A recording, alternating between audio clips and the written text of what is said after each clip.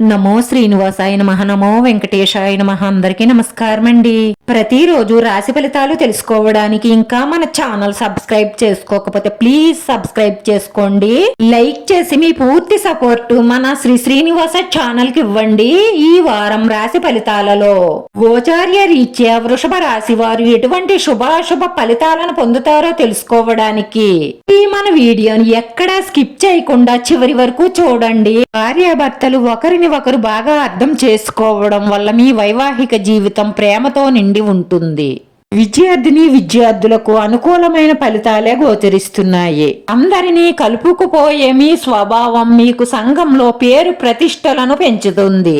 ఈ వైవాహిక జీవితంలో మిమ్మల్ని బాధ పెట్టే అంశాలను మీరు మర్చిపోతేనే ఈ వైవాహిక జీవితం చాలా ఆనందంగా, సంతోషంగా, శృంగారమయంగా మారుతుంది.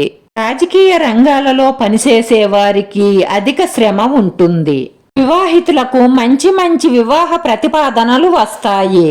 కోర్టులో పనిచేసే ప్లేడర్లకు, గుమస్తాలకు ఆటంకాలు, మానసిక ఒత్తిడులు తప్పవు. పని పూర్తి చెయ్యాలన్న పట్టుదల పెట్టుకోండి, కానీ ఆందోళన పెట్టుకోకండి. ఆందోళన పెట్టుకోవడం వల్ల మానసిక ప్రశాంతత చెడిపోతుంది. మనిషికి ప్రశాంతత ముఖ్యం. అనవసరమైన వివాదాలు కోరి తెచ్చుకోకండి.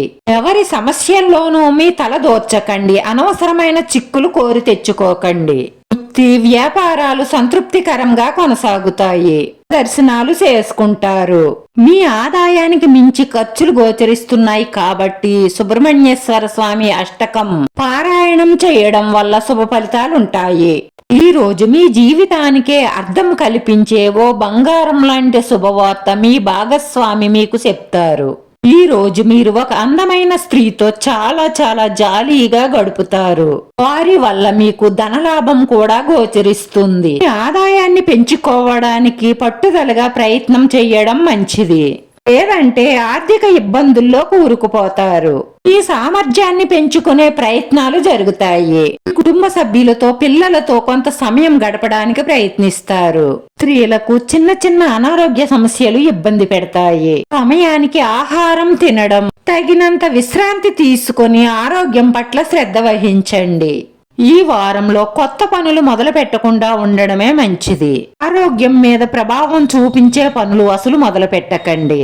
ఈ రాశి వారి పరిహారంలో విష్ణు సహస్రనామాన్ని పారాయణం చెయ్యడం, లక్ష్మీ శతనామావళి పఠించడం వల్ల మీకున్న దోషాలన్నీ తొలగిపోయి అన్ని శుభ ఫలితాలే కలుగుతాయి.